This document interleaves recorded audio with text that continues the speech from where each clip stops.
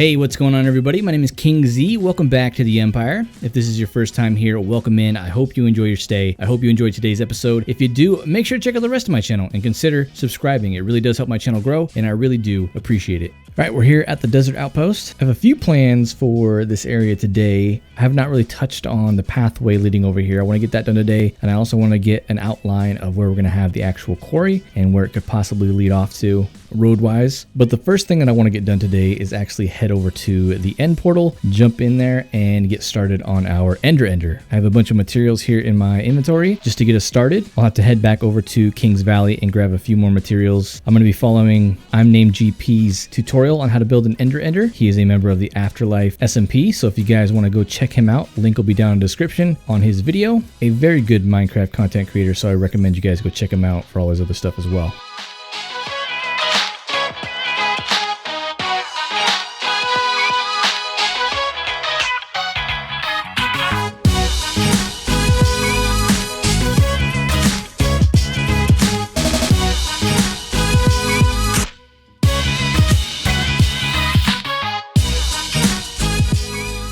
All right, so here we are. We're in the end. I've already built our bridge over to our platform where we're going to be having the Ender. We're about 250 blocks away. You can barely see the original end island over there. This is where GP suggested we build things, so we're not close to the island, so we get as many spawns as possible. I've set up this little tiny platform here. We're going to be building the farm from this point out, and I've got all the materials that I think we'll need for this build here. Or the packed ice is for our pathway later on. We'll be making a boat path to get out here a little bit faster. And then a lot of materials here. You can see we have a little bit of redstone here because we're going to be doing a little bit of a tool protection system that GP has implemented in one of his designs. There are 3 different designs you can choose. The basic one just dumps everything off into the void. Even your sword, if you were to accidentally drop your sword in there, it would dump that too. The one that I'm going to be building is the second choice, which protects you against dropping your sword into the void. And then there's a third one above that. I'm just kind of worried about losing my tools, so I'm going to go ahead and stick with the second design. I'm probably going to end up doing this in a bit of a time lapse just because it is a fairly large build and there's redstone involved. So I hope you guys enjoy. I'll see you once the Ender is up and functioning.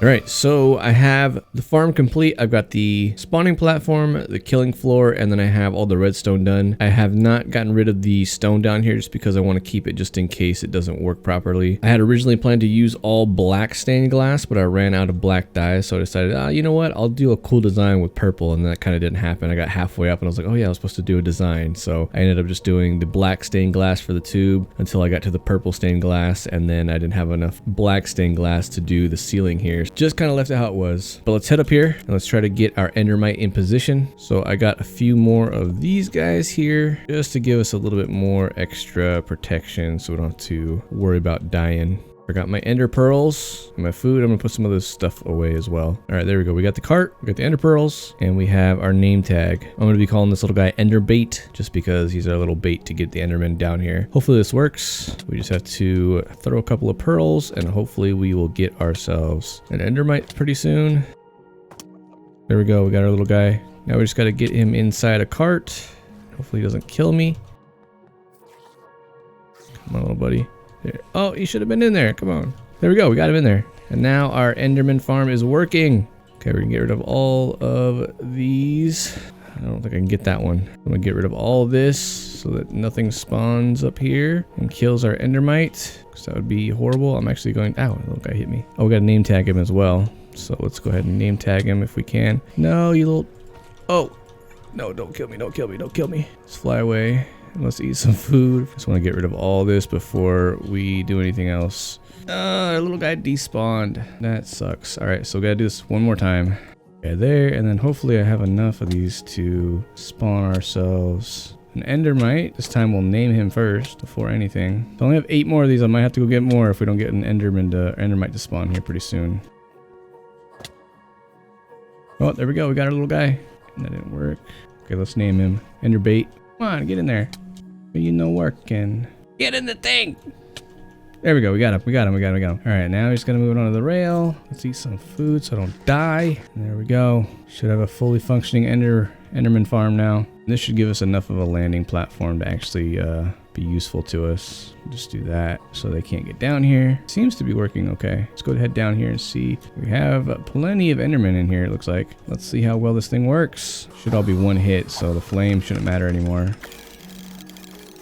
So the ender works really, really well. I've mended all my tools that can be mended, I believe. So I got my sword all mended up. I have, that was completely mended. I've mended this one. I've also mended my shovel that can be mended, which was this guy here. The axe is mended, and then I need to get mending on a few more things. That's why we need to get the villager trader up. So the ender is working really well. I want to put myself an enchanting table up here. So we're going to do this. Get ourselves an enchanting table. I think I'm going to put it on this side just because I have things over there right now. So I want to put the books over here. We have, what is it? Where's the center of this thing? I don't want to be too close to the thing. So 1, 2, 3 will go here. And we'll place this here. And we should, I'm going to have to fix these, aren't I? A little bit of a mess here, but that's all right. Let's see, can I enchant off this? Level 28, so I need a few more books in here, so I'll have to like lift this up a little bit and make a little bit more space over here, but I plan to do that anyways. But the farm works, and this contraption works as far as like being able to throw a tool in there, and then I'll get it back.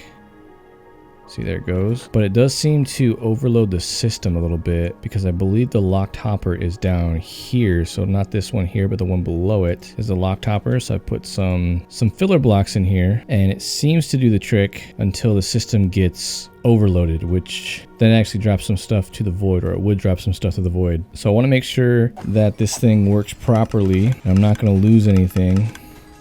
34 of these while we're killing these guys, so there shouldn't be anything but stone coming in here and that thing. And I want to check because these were getting, maybe it's because I threw some of those in there. That might have been why. Or maybe there was some still in the system because I was throwing the concrete through there beforehand, but it seems to be working just fine now. So maybe that was it. I'll do a little bit more experimenting and I'll probably come back through here off camera and decorate this place just a little bit more. But let's head back over to the desert outpost. Let's get working on some roadways and outlining our quarry. All right, so let's start planning this pathway out. I know I want this one kind of close to the wall, decently close to the waterway, and then we'll bring it up here. We'll have to do some terraforming around here, but we'll make our way all the way to the tower. So that's going to be our pathway. And I'm probably going to get rid of this water here. I'm going to be terraforming pretty much all of this. We're going to lay out our actual quarry with purple. So let's do this. I want the quarry kind of close to here. I think it's going to be like the main opening area over here. Try to take advantage of some of the natural ravines and stuff like that around here. I know I have a few. And this is just the basic shape. We'll probably tweak it as we go. Here we go. Here's a ravine here we can use to our advantage. We'll just span it right across this gap. I'm not really going to be able to see most of this until we get to the air. We'll probably have to make a map of this area so we can see. All right, there we go. Let's see how this looks from the air. Like I said, we'll probably tweak it, but I just want to see. Yeah, it's a decent sized quarry. I could probably round that out a little bit. For the most part, that is a good sized quarry. I can even cut this off, have a pathway coming through here. Yeah, I'll probably like cut through here. So I'll have a pathway coming through the actual quarry. We'll have two sides of the quarry. So one will be over here, a little smaller one where maybe process things. And then the actual digging part of the quarry will be on that side over there. I'm gonna get working on the pathway here, and then I'm gonna start digging out the quarry a little bit and kind of tweaking it as I go. I was trying to get rid of some of the blocks on my ender where the redstone is at, because everything's working great. I was also repairing some of my tools, and I took off my elytra and I forgot to put it back on, and I jumped off some of the area with carpet on it because there's no way for me to get up. And I was like, I'll just fly around. I almost made it too. I paused real quick and I got my elytra on and I blasted my fireworks, but it was no use. I lost 4 tools, my helmet, my pants, my boots, and my elytra. Looks like we need to start that villager breeder really soon.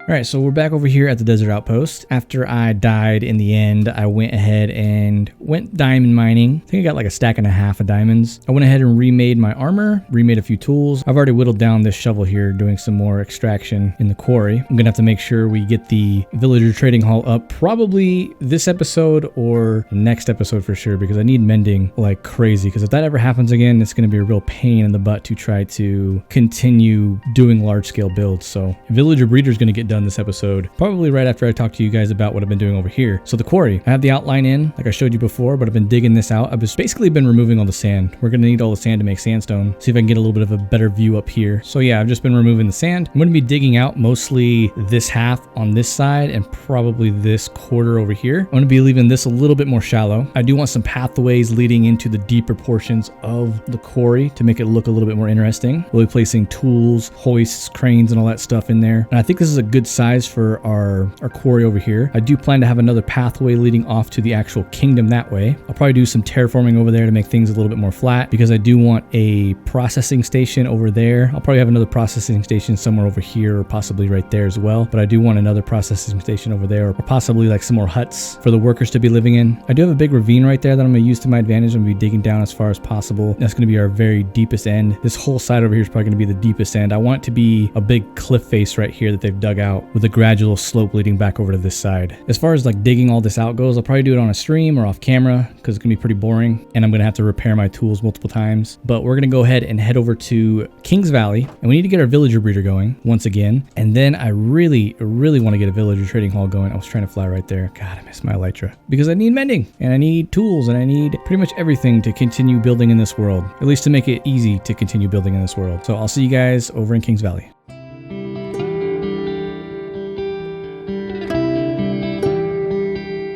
All right, so here's King's Valley. This is the hillside that we're building, or mountainside that we're building. I'm not totally sure what it's going to be just yet. Probably just another little hillside over here. We have a roadway here. I was thinking about moving another pathway up this direction, adding another little barn to be a secret entrance into our villager trading hall, which I'm thinking about putting somewhere in this area underground. I do also have plans of making a small little village over here, over by the water, kind of moving up the hillside a little bit. So we could potentially put a town hall over there and have our town hall, and that could lead into the villager trading hall if we wanted it to. But if we head on down here, little tunnel down this way that leads into the secret cave, if you will. And this is where we're going to be holding all of our redstone farms and all of our farms in general. We have the iron farm, which is obsolete. We have the villager breeder, which is obsolete right now. I have a few shepherds running around. I think one's down below. But this is where we plan to put all of our farms. And I think I want to keep the villager breeder in this spot. I'm probably just going to take 1 or 2, maybe 4 of these guys to make the new villager breeder and just remake it here. We have plenty of villagers over there for the new iron farm, so I'm not even going to worry about that. But if we can get this villager breeder up and running this episode, that'd be great, because then next episode we can start working on the villager trading hall and hopefully find a mending villager right away. So I'm gonna get started on this villager breeder and I'll be right back with you guys.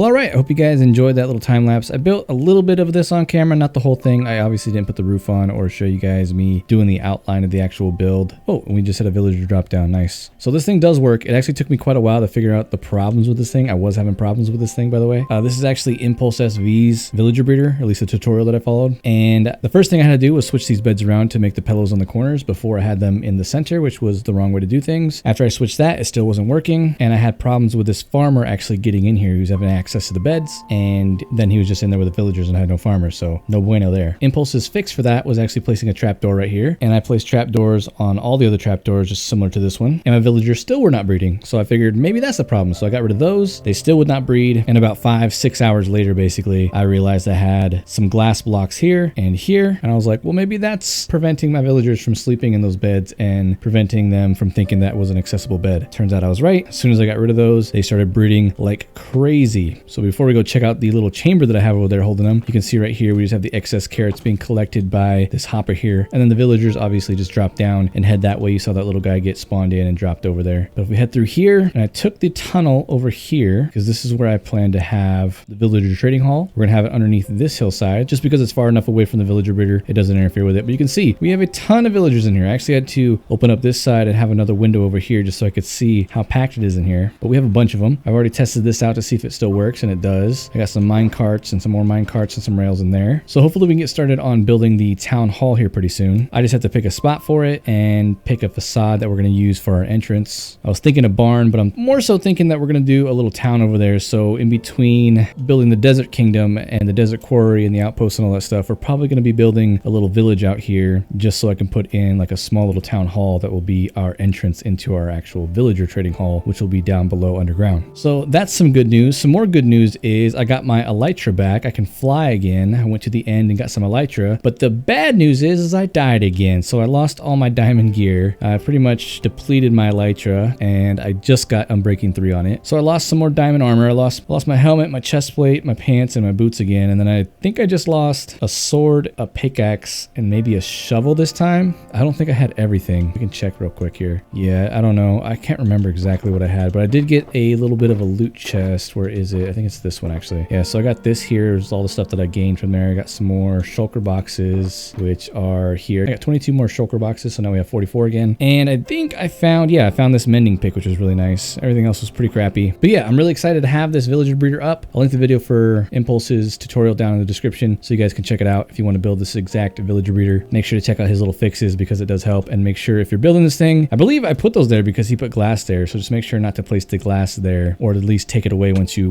build it. This thing also works as a nice little carrot farm. If I were to put potatoes in there, it would help with potatoes, but I'm saving up the carrots because I want to make a gold farm, but I'm not going to be doing that until 1.16 comes out because all the gold farms are broken for 1.16 at this time. I think 1.15 is still viable, but I'm not a technical Minecrafter. I have no clue. I'm going to wait until gold farms are a viable option for me again, and then I might think about tackling one of those. I've never built one before, and who knows, it could be way easier in 1.16 than any other version. Fingers crossed anyways. But we've got a lot of work done today. We got the ender up and running. I still need to decorate it. Died in another twice. Got some elytra though after I lost my other elytra. Sad face. Got our villager breeder up. Now we can start our town hall next episode, which I'm really excited about. And we got the quarry outline started, and we got a little bit of pathways going on over there and some ideas brewing in my head about the eventual kingdom. I really hope you guys enjoyed today's episode. It was a whole lot of fun to make, even though it was a pain to make at certain points in time. But I think I'm gonna end the episode here. So remember, if you're brand new or you haven't already subscribed, please consider doing so. It really does help my channel grow. I really do appreciate it. We're closing in on that 500 subscriber mark, so every single one of you guys counts. Leave a like, leave a comment, let me know what you think of the episode, let me know what you think of the series, and I'll see you all next time here on KingZee's Empire.